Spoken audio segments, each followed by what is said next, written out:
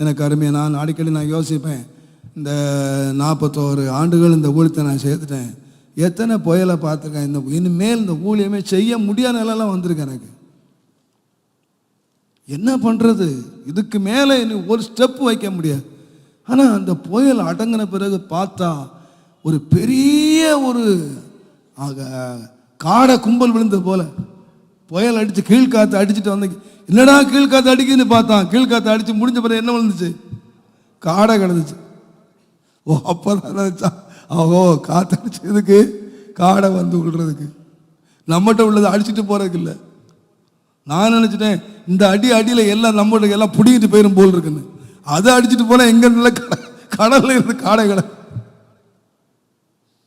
தேவனுடைய நாமத்துக்கு நான் நிறைய டைம் பார்த்துருங்க. ஒரு சரியான புயலுக்கு அப்புறம் தான் பெரிய அறுவடை எங்கள் ஊழியத்தில் வந்திருக்கு. என் கூட ஆரம்பத்துலேருந்து வந்தவங்களை பார்த்து கேட்டு பாருங்க.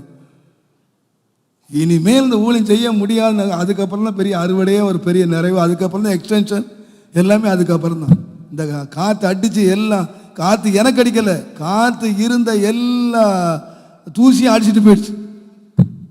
இருக்கிற பயிர் ஒழுங்கா இருந்துச்சு.